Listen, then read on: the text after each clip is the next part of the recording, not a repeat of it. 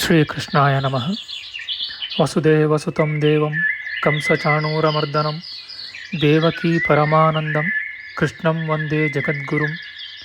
ಬ್ರಹ್ಮಸ್ಥಾನ ಸರೋಜ ಮಧ್ಯವಿಲಸಚ್ಛೀತಾಂಶು ಪೀಠಸ್ಥಿತಂ ಸ್ಫೂರ್ಜತ್ಸೂರ್ಯರುಚಿಂ ವರಾಭಯಕರಂ ಕರ್ಪೂರಕುಂದೋಜ್ವಲಂ ಶ್ವೇತಸೃಗ್ವಸನಾನುಲೇಪನಯುತಂ ವಿದ್ಯುದ್ರುಚಾ ಕಾಂತಯ ಸಂಶ್ಲಿಷ್ಟಾರ್ಧತನುಂ ಪ್ರಸನ್ನವದನಂ ವಂದೇ ಗುರುಂ ಸಾದರಂ. ಶ್ರೀ ಗುರುಭ್ಯೋ ನಮಃ. ಲಂಬೋದರಂ ಪರಮಸುಂದರಮೇಕದಂತಂ ರಕ್ತಾಂಬರಂ ತ್ರಿನಯನಂ ಪರಮಂ ಪವಿತ್ರಂ ಉದ್ಯದ್ದಿವಾಕರಕರೋಜ್ವಲಕಾಯಕಾಂತಂ ವಿಘ್ನೇಶ್ವರಂ ಸಕಲವಿಘ್ನಹರಂ ನಮಾಮಿ. ತ್ವಾಂ ದೇವ ವಿಘ್ನದಲನೇತಿ ಚ ಸುಂದರೇತಿ ಭಕ್ತಿಪ್ರಿಯೇತಿ ಸುಖದೇತಿ ಫಲಪ್ರದೇತಿ ವಿದ್ಯಾಪ್ರದೇತ್ಯಗಹರೇತಿ ಚ ಯೇ ಸ್ತುವಂತಿ ತೇಭ್ಯೋ ಗಣೇಶವರದೋ ಭವ ನಿತ್ಯಮೇವ. ಶ್ರೀ ಮಹಾಗಣಪತಯೇ ನಮಃ.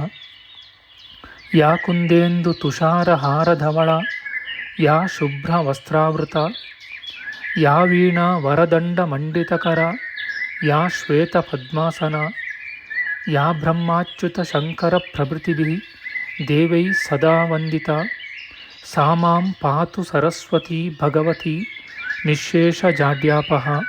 ಶ್ರೀ ಸರಸ್ವತ್ಯೇ ನಮಃ. ವೇದಾರ್ಥತತ್ವವಿಶದೀಕರಣೇನ ಪುಂಸಾಂ ಉಚ್ಚೈರ್ಗತಿಂ ಜಗತಿ ಯೋ ದಯಾಯ ವಿಧಾತುಂ ರಮ್ಯಾಂ ಪುರಾಣಪದವೀಂ ಪ್ರಣಿನಾಯ ತಸ್ಮೈ ಲೋಕೇಶವೈಭವಪುಷೇ ಋಷಯೇ ನಮಸ್ತಾತ್. ತಸ್ಮೈ ವ್ಯಾಸಾಯ ಮುನಯೇ ಸರ್ವಜ್ಞಾಯ ಮಹರ್ಷಯೇ ಪರಾಶರ್ಯಾಯ ಶಾಂತಾಯ ನಮೋ ನಾರಾಯಣಾತ್ಮನೆ. ಶ್ರೀ ವ್ಯಾಸಾಯ ನಮಃ. ನಾರಾಯಣಂ ನಮಸ್ಕೃತ್ಯ ನರಂ ಚೈವ ನರೋತ್ತಮಂ ದೇವೀಂ ಸರಸ್ವತೀಂ ವ್ಯಾಸಂ ತತೋ ಜಯಮುದೀರಯೇತ್. ಕನಕರುಚಿದುಕೂಲಃ ಕುಂಡಲೋಲ್ಲಾಸಿಗಲ್ಲಃ ಶಮಿತಭುವನಭಾರಃ ಕೋಪಿ ಲೀಲಾವತಾರಃ ತ್ರಿಭುವನಸುಖಕಾರಿ ಶೇಷಶಾಯೀ ಮುಕುಂದೋ ಪರಿಕಲಿತರಮಾಂಗೋ ಮಂಗಲಂ ನಸ್ತನೋತು.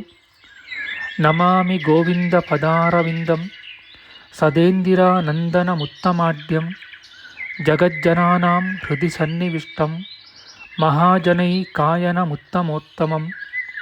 ನಮಸ್ತೆ ಚಕ್ರಹಸ್ತಾಯ ಶಾರ್ङ्ಗಹಸ್ತಾಯ ತೇ ನಮಃ. ನಂದಹಸ್ತಾಯ ತೇ ವಿಷ್ಣೋ ಶಂಖಹಸ್ತಾಯ ತೇ ನಮಃ. ಓಂ ನಮೋ ವಾಸುದೇವಾಯ ನಮಃ ಸಂಕರ್ಷಣಾಯ ಚ ಪ್ರದ್ಯುಮ್ನಾಯ ನಮಸ್ತುಭ್ಯಂ ಅನಿರುದ್ಧಾಯ ತೇ ನಮಃ.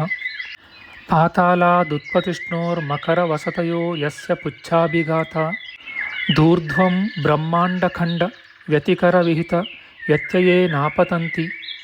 ವಿಷ್ಣೋರ್ಮತ್ಸ್ಯಾವತಾರೇ ಸಕಲವಸುಮತಿ ಮಂಡಲಂ ವ್ಯಶ್ನುವಾನಃ ತಸ್ಯಾಸ್ಯೋದೀರಿತಾನಾಂ ಧ್ವನಿರಪಹರತಾದಶ್ರಿಯಂ ವ ಶ್ರುತೀನಾಂ.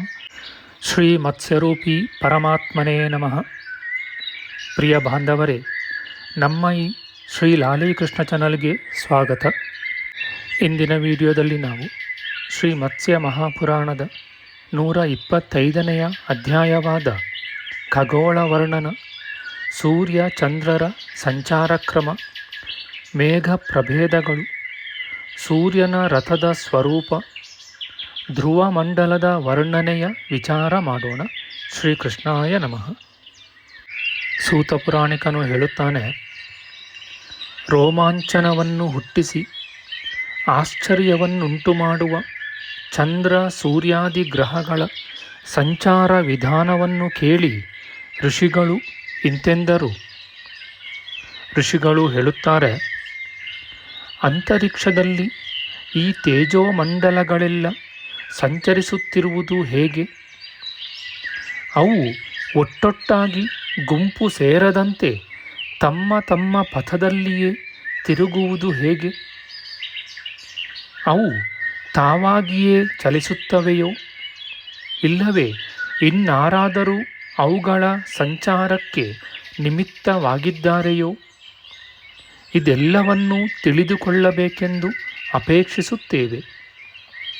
ಓ ಮಹಾತ್ಮ, ದಯವಿಟ್ಟು ತಿಳಿಯ ಹೇಳು. ಸೂತ ಪುರಾಣಿಕನು ಹೇಳುತ್ತಾನೆ, ಓ ಋಷಿಗಳಿರ, ಪ್ರಾಣಿಗಳನ್ನು ಬೆರಗು ಮಾಡುವ ಈ ವೃತ್ತಾಂತವನ್ನು ಹೇಳುವೆನು ಕೇಳಿ. ಕಣ್ಣಾರೆ ನೋಡುತ್ತಿದ್ದರೂ ಕೂಡ ನಂಬುವುದಕ್ಕೆ ಆಗದಷ್ಟು ಆಶ್ಚರ್ಯವನ್ನು ಜನರಿಗೆ ಇದು ಉಂಟು ಮಾಡುವುದು. ಭಗವದಾತ್ಮಕವಾದ ಶಿಂಶುಮಾರವೆಂಬ ಕಾಲಚಕ್ರವಿದೆ. ಅದರ ಬಲಗಡೆ ಅಭಿಜಿನ್ ನಕ್ಷತ್ರವೂ ಸೇರಿ ಶ್ರವಣ ಮೊದಲಾಗಿ ಪುನರ್ವಸುವರೆಗಿನ 14 ಉತ್ತರಾಯಣ ನಕ್ಷತ್ರಗಳಿವೆ. ಎಡಗಡೆ ಪುಷ್ಯ ಮೊದಲಾಗಿ ಉತ್ತರಾಷಾಢದವರೆಗಿನ 14 ದಕ್ಷಿಣಾಯನ ನಕ್ಷತ್ರಗಳಿವೆ. ಉತ್ತಾನಪಾದರಾಯನ ಪುತ್ರನಾದ ಧ್ರುವನು ಮೇಟಿ ಕಂಬದಂತೆ ಸಮಸ್ತ ಗ್ರಹ ತಾರೆಗಳಿಗೂ ಆಶ್ರಯನಾಗಿ ಅಂತರಿಕ್ಷದಲ್ಲಿ ಇವುಗಳ ಮೇಲ್ಗಡೆ ವಿರಾಜಿಸುತ್ತಿರುವನು. ಇವನು ತಾನೂ ತಿರುಗುತ್ತಾ ಚಂದ್ರ ಸೂರ್ಯಾದಿ ಗ್ರಹಗಳನ್ನು ತಿರುಗಿಸುವನು. ನಕ್ಷತ್ರಗಳೂ ಕೂಡ ಇವನನ್ನು ಅನುಸರಿಸಿಕೊಂಡು ಚಕ್ರಾಕಾರವಾಗಿ ಸಂಚರಿಸುವವು. ಗ್ರಹಗಳು, ನಕ್ಷತ್ರಗಳು ಮೊದಲಾಗಿ ತೇಜೋಮಂಡಲಗಳು ವಾಯುಸ್ಕಂದಗಳೆಂಬ ಪಾಶಗಳಿಂದ ಧ್ರುವನೊಡನೆ ಕಟ್ಟುವೊಡೆದು ಅವನ ಇಷ್ಟಾನುಸಾರವಾಗಿ ತಿರುಗುವವು. ಆ ಗ್ರಹಗಳ ಸಂಯೋಗ ವಿಯೋಗಗಳು, ಸಂಚಾರ ಕಾಲಗಳು, ಉದಯಾಸ್ತಗಳು, ಉತ್ಪಾತಗಳು, ದಕ್ಷಿಣೋತ್ತರಾಯಣಗಳು, ವಿಶ್ವತ್ ಸಂಕ್ರಮಣಗಳು, ಗ್ರಹಣಗಳು, ವರ್ಣಭೇದಗಳು ಇವೆಲ್ಲವೂ ಧ್ರುವನ ಅಧೀನವಾಗಿವೆ. ಜೀಮೂತಗಳೆಂದು ಪ್ರಸಿದ್ಧವಾದ ಮೇಘಗಳಿವೆ. ಅವುಗಳಿಂದಲೇ ಪ್ರಾಣಿಗಳಿಗೆ ಜೀವನಾಧಾರವಾದ ಜಲವು ಉತ್ಪನ್ನವಾಗುವುದು. ಅವು ಎರಡನೆಯ ವಾಯುಸ್ಕಂದವನ್ನು ಆಶ್ರಯಿಸಿಕೊಂಡಿರುವವು. ವಾಯುಗುಣದ ವ್ಯತ್ಯಾಸದಿಂದ ಈ ಮೋಡಗಳು ವಿಕಾರವನ್ನು ಪಡೆದು ಭೂಮಿಗೆ 1 ಅಥವಾ 1.5 ಹರಿದಾರಿಯ ದೂರದಿಂದ ಮಳೆಯನ್ನು ಧಾರಾಕಾರವಾಗಿ ಕರೆಯುವವು. ಪುಷ್ಕರಾವರ್ತಕಗಳೆಂಬ ಇನ್ನೂ ಕೆಲವು ಮೇಘಗಳಿವೆ. ಇವು ಪರ್ವತಗಳ ರೆಕ್ಕೆಗಳಿಂದ ಹುಟ್ಟಿದವು. ಪೂರ್ವದಲ್ಲಿ ಬೆಟ್ಟಗಳು ಬಲದಿಂದ ಕೊಬ್ಬಿ ಮನಸ್ಸು ಬಂದಂತೆ ಸಂಚರಿಸುತ್ತಾ ಪ್ರಾಣಿ ವರ್ಗವನ್ನು ನಾಶ ಮಾಡುತ್ತಿದ್ದವು. ಮಹಾಶೂರನಾದ ದೇವೇಂದ್ರನು ಅವುಗಳ ರೆಕ್ಕೆಗಳನ್ನು ಕತ್ತರಿಸಿ ಹಾಕಿದನು. ಆ ರೆಕ್ಕೆಗಳಿಗೆ ಪುಷ್ಕರಗಳೆಂದು ಹೆಸರು. ಅವುಗಳಿಂದ ಹುಟ್ಟಿದ ಕಾರಣ ಈ ದೊಡ್ಡ ದೊಡ್ಡ ಮೋಡಗಳಿಗೆ ಪುಷ್ಕರಾವರ್ತಕಗಳೆಂಬ ಪ್ರಖ್ಯಾತಿ ಬಂದಿದೆ. ಈ ಮೇಘಗಳು ಬಗೆ ಬಗೆಯ ಆಕಾರವನ್ನು ತಾಳುವವು. ಬಹುಭಯಂಕರವಾಗಿ ಧ್ವನಿ ಮಾಡುವವು. ಪ್ರಳಯ ಕಾಲದ ಮಳೆಯನ್ನು ಕರೆದು ಪ್ರಳಯಾಗ್ನಿಗೆ ನಿಯಾಮಕಗಳಾಗಿರುವವು. ವಾಯುವಿನ ಆಧಾರದಿಂದ ಈ ಮೋಡಗಳು ಜಲವನ್ನು ಹೊತ್ತುಕೊಂಡು ಸಂಚರಿಸುವವು.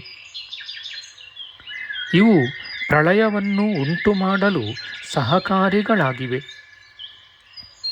ಬ್ರಹ್ಮಾಂಡದ ಚಿಪ್ಪನ್ನು ಭೇದಿಸಿಕೊಂಡು ಚತುರ್ಮುಖ ಬ್ರಹ್ಮನು ಆದಿಯಲ್ಲಿ ಉತ್ಪನ್ನನಾದನು. ಆ ಚಿಪ್ಪಿನ ಚೂರುಗಳೇ ಬಗೆ ಬಗೆಯ ಮೇಘಗಳ ರೂಪವನ್ನು ತಾಳಿದವು.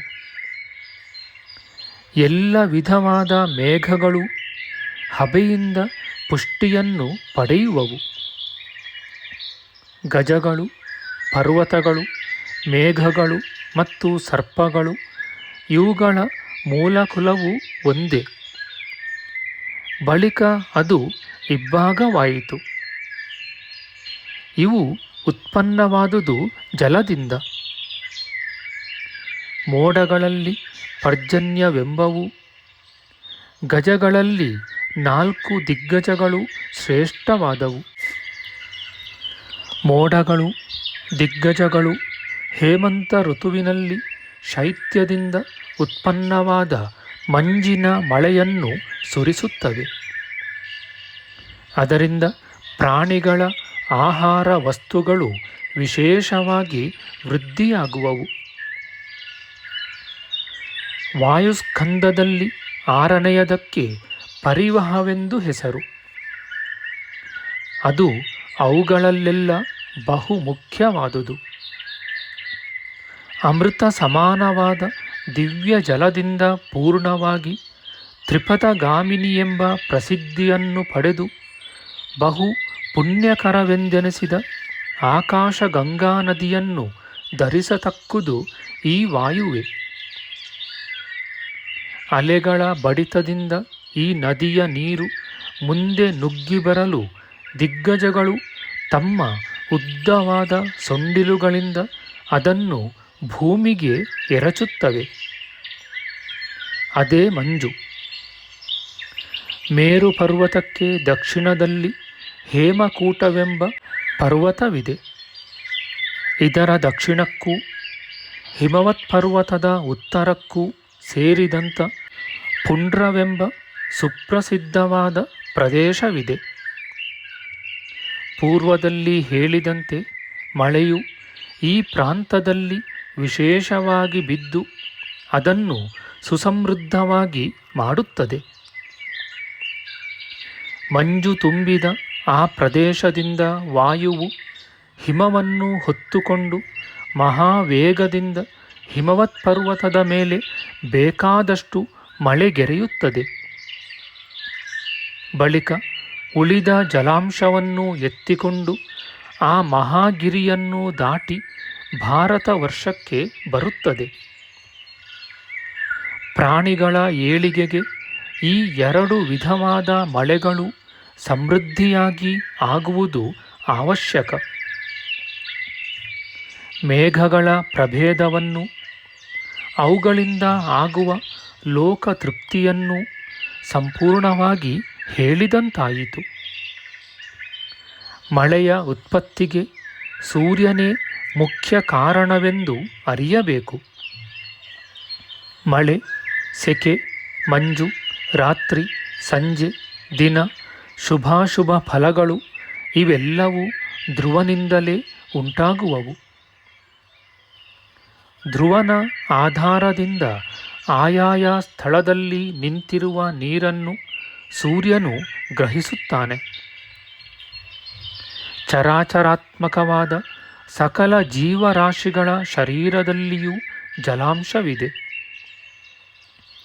ಸೂರ್ಯನ ತೇಜಸ್ಸಿನಿಂದ ಅವು ತಪ್ತವಾದಾಗ ಆ ಜಲಭಾಗವು ಹಬೆಯ ರೂಪವನ್ನು ತಾಳಿ ಎಲ್ಲ ದಿಕ್ಕುಗಳಲ್ಲಿಯೂ ವ್ಯಾಪಿಸುವುದು.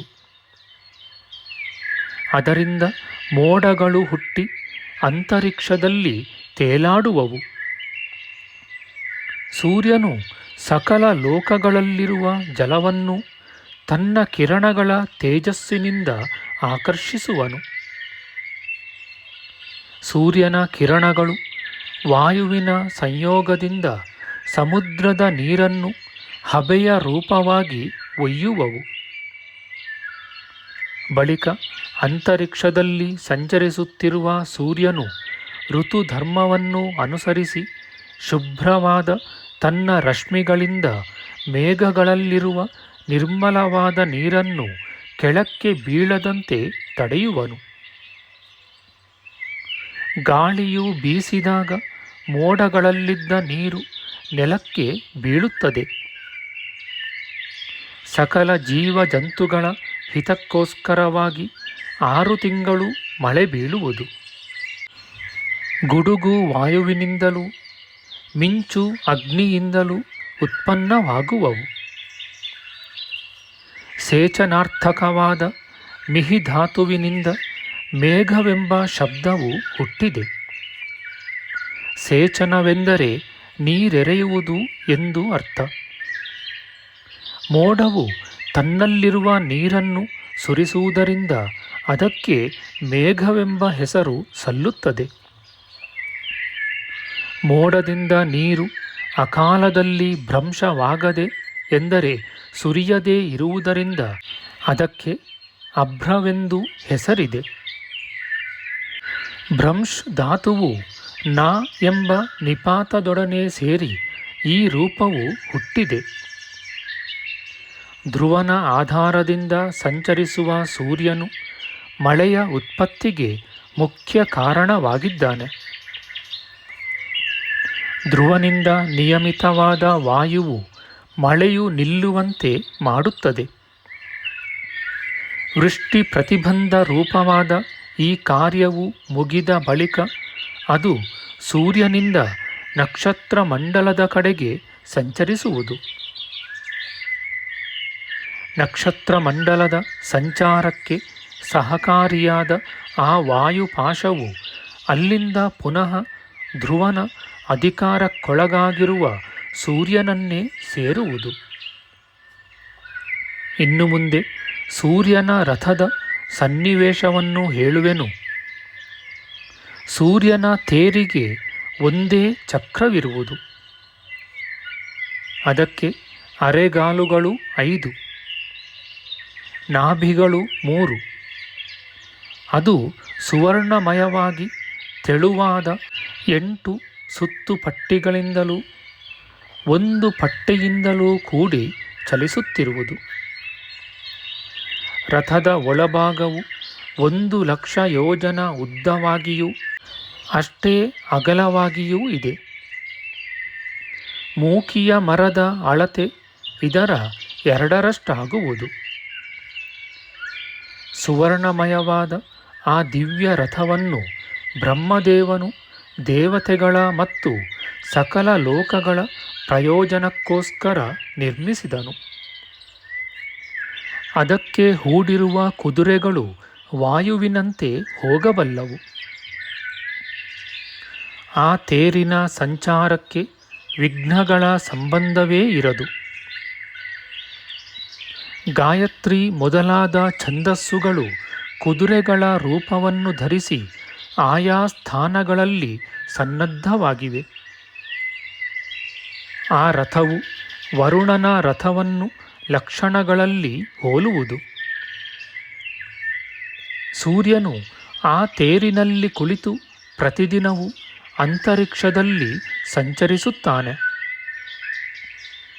ಅವನ ಅಂಗಗಳು, ತೇರಿನ ಬೇರೆ ಬೇರೆ ಭಾಗಗಳು ಸಂವತ್ಸರದ ಅವಯವಗಳಿಂದ ಯಥಾಕ್ರಮವಾಗಿ ನಿರ್ಮಿತವಾಗಿವೆ.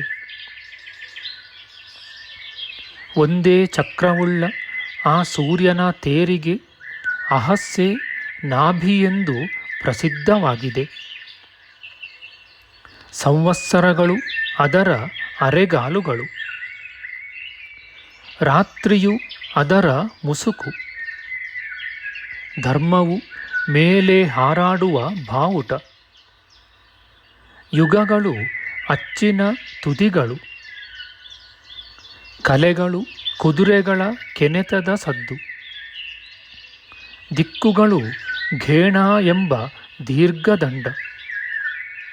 ಕ್ಷಣಗಳು ದಂತಪಂಕ್ತಿಗಳು. ನಿಮೇಷಗಳು ತೇರಿನ ಮೂಕಿಯ ಅಡ್ಡಪಟ್ಟಿ. ಕಲೆಯು ಮೂಕಿ ಮರ. ಅರ್ಥ ಕಾಮಗಳೆಂಬ ಪುರುಷಾರ್ಥಗಳು ನೊಗದ ಮತ್ತು ಅಚ್ಚಿನ ಮರದ ತುದಿಗಳು. ಗಾಯತ್ರಿ, ತ್ರಿಷ್ಟುಪ್, ಜಗತಿ, ಅನುಷ್ಟುಪ್, ಪಂಕ್ತಿ, ಬೃಹತಿ, ಉಷ್ಣಿಕ್ ಎಂಬ 7 ಛಂದಸ್ಸುಗಳು ಕುದುರೆಗಳ ರೂಪವನ್ನು ತಾಳಿ ವಾಯುವೇಗದಿಂದ ಆ ರಥವನ್ನು ಎಳೆಯುವವು. ಚಕ್ರವು ಅಚ್ಚಿನೊಡನೆಯೂ ಅಚ್ಚು ಧ್ರುವನೊಡನೆಯೂ ಕೂಡಿಕೊಂಡಿವೆ. ಚಕ್ರದ ಸಹಿತವಾಗಿ ಅಚ್ಚು ಚಲಿಸುವುದು. ಅಚ್ಚಿನ ಸಮೇತವಾಗಿ ಧ್ರುವನು ತಿರುಗುವನು. ಅಚ್ಚು ಚಕ್ರದೊಡನೆ ತಿರುಗುವುದೂ ಸಹ ಧ್ರುವನ ಪ್ರೇರಣೆಯಿಂದಲೇ. ಸೂರ್ಯನ ರಥದ ಸನ್ನಿವೇಶವು ಹೀಗೆ ಗೊತ್ತಾದ ಪ್ರಯೋಜನವನ್ನು ಲಕ್ಷ್ಯದಲ್ಲಿಟ್ಟುಕೊಂಡು ನಿರ್ಮಿತವಾಗಿದೆ. ಈ ರಥಕ್ಕೂ ಸೂರ್ಯನಿಗೂ ಸಂಬಂಧವು ಎಡೆಬಿಡದೆ ಸ್ಥಿರವಾಗಿರುವುದು. ಸೂರ್ಯ ಭಗವಂತನು ಇದರಲ್ಲಿ ಕುಳಿತು ಗಗನಮಂಡಲದಲ್ಲೆಲ್ಲ ಸಂಚರಿಸುತ್ತಾನೆ. ತೇರಿನ ಬಲಗಡೆಯಲ್ಲಿ ನೊಗದ ಮತ್ತು ಅಚ್ಚಿನ ತುದಿಗಳಿಗೆ 2 ಹಗ್ಗಗಳು, ಅಂದರೆ ವಾಯುರೂಪವಾದ ಪಾಶಗಳು ಕಟ್ಟಲ್ಪಟ್ಟಿವೆ. ಅವು ಮಂಡಲಾಕಾರವಾಗಿ ಸುತ್ತುವ ತೇರಿನ ಚಕ್ರವನ್ನು, ನೊಗವನ್ನು ಬಳಸಿಕೊಂಡಿರುವವು. ಅಂತರಿಕ್ಷದಲ್ಲಿ ಚಲಿಸುವ ಈ ತೇರಿನ ಸಂಚಾರ ಮಾರ್ಗಗಳು ಮಂಡಲಾಕಾರವಾಗಿರುವವು. ಕುಂಬಾರನ ಚಕ್ರದಂತೆ ಅದು ಎಲ್ಲ ದಿಕ್ಕುಗಳಲ್ಲಿಯೂ ಸುತ್ತುತ್ತಿರುವುದು. ಆ ತೇರಿನ ಅಚ್ಚು ಮತ್ತು ನೊಗಗಳ ತುದಿಗೆ ಕಟ್ಟಿರುವ ವಾಯುಪಾಶಗಳು ಮಂಡಲಾಕಾರವಾದ ಆ ಮಾರ್ಗದ ಯಾವ ದಿಕ್ಕಿನಲ್ಲಿ ತೇರು ಸಂಚರಿಸುತ್ತಿರಲಿ ಧ್ರುವನೊಂದಿಗೆ ಸೇರಿಕೊಂಡೇ ಇರುವವು. ಮಂಡಲಾಕಾರವಾದ ಉತ್ತರ ಮಾರ್ಗದಲ್ಲಿ ಸೂರ್ಯನು ಸಂಚರಿಸುತ್ತಿರುವಾಗ ಈ ವಾಯುಪಾಶಗಳು ಹ್ರಸ್ವವಾಗುವವು. ದಕ್ಷಿಣ ಮಾರ್ಗದಲ್ಲಿ ಅವನು ತಿರುಗುವಾಗ ಅವು ದೀರ್ಘವಾಗುವವು. ಹೀಗೆ ನೊಗದ ತುದಿಗೂ ಅಚ್ಚಿನ ತುದಿಗೂ ಕಟ್ಟಿರುವ 2 ಹಗ್ಗಗಳನ್ನು ಧ್ರುವನು ಹಿಡಿದುಕೊಂಡಿದ್ದಾನೆ. ಅವು ರಥದಲ್ಲಿ ಕುಳಿತುಕೊಂಡಿರುವ ಸೂರ್ಯನನ್ನು ಒಂದೆಡೆಯಿಂದ ಮತ್ತೊಂದೆಡೆಗೆ ಒಯ್ಯುವವು. ಈ ಹಗ್ಗಗಳೆರಡನ್ನೂ ಧ್ರುವನು ತನ್ನ ವಶದಲ್ಲಿ ಇರಿಸಿಕೊಂಡು ಸೆಳೆದು ಹಿಡಿದಾಗ ಸೂರ್ಯನು ಅಂತರ್ವಲಯದಲ್ಲಿ ಮಂಡಲಾಕಾರವಾಗಿ ಸಂಚರಿಸುವನು. ದಕ್ಷಿಣೋತ್ತರ ಮಾರ್ಗಗಳೆರಡರಲ್ಲೂ ಸೂರ್ಯನು 180 ರೇಖಾ ವಲಯಗಳಲ್ಲಿ ಸಂಚರಿಸುವನು. ಎಳೆದು ಹಿಡಿದಿದ್ದ ಹಗ್ಗಗಳೆರಡನ್ನೂ ಧ್ರುವನು ಬಿಟ್ಟರೆ ಅವನು ಬಹಿರ್ವಲಯದಲ್ಲಿ, ಎಂದರೆ ದಕ್ಷಿಣ ದಿಕ್ಕಿನ ಮಂಡಲಾಕಾರವಾದ ಮಾರ್ಗಗಳಲ್ಲಿ ತಿರುಗುವನು. ಹೀಗೆ ಎಲ್ಲ ಮಂಡಲಗಳನ್ನು ಬಳಸುತ್ತಾ ಆತನು ಬಹಳ ವೇಗದಿಂದ ಸುತ್ತುತ್ತಿರುವನು. ಇತಿ ಶ್ರೀ ಮಾತ್ಸ್ಯೆ ಮಹಾಪುರಾಣೆ ಭುವನಕೋಶೆ ಸೂರ್ಯಚಂದ್ರಮಸಶ್ಚಾರೋ ನಾಮ ಪಂಚವಿಂಶತ್ಯಧಿಕಶತತಮೋಧ್ಯಾಯ. ಶ್ರೀಕೃಷ್ಣಾರ್ಪಣಮಸ್ತು. ನಮ್ಮ ಮುಂದಿನ ವಿಡಿಯೋದಲ್ಲಿ ನಾವು ಶ್ರೀ ಮತ್ಸ್ಯ ಮಹಾಪುರಾಣದ 126ನೆಯ ಅಧ್ಯಾಯವಾದ ಖಗೋಳ ವರ್ಣನ, ವಸಂತ ಮೊದಲಾದ ಋತುಗಳಲ್ಲಿ ಸೂರ್ಯನೊಡನೆ ಸಂಚರಿಸುವ ಬೇರೆ ಬೇರೆ ಗಣಗಳು, ಚಂದ್ರನ ರಥದ ಸ್ವರೂಪ, ಅವನ ವೃದ್ಧಿ ಕ್ಷಯಗಳ ವಿಚಾರ ಮಾಡೋಣ. ಆಧ್ಯಾತ್ಮಿಕ ಚರ್ಚೆ ಮತ್ತು ವಿಚಾರ ವಿನಿಮಯಕ್ಕಾಗಿ ಶುರು ಮಾಡಿದ ಈ ಚಾನಲ್ನಲ್ಲಿ ನಾವು ಅಪ್ಲೋಡ್ ಮಾಡುವ ಎಲ್ಲ ವಿಡಿಯೋಗಳನ್ನು ಸಂಪೂರ್ಣವಾಗಿ ನೋಡಿ ನಿಮ್ಮ ಸಲಹೆಗಳನ್ನು ಕಮೆಂಟ್ ಬಾಕ್ಸ್ನಲ್ಲಿ ಬರೆಯಿರಿ.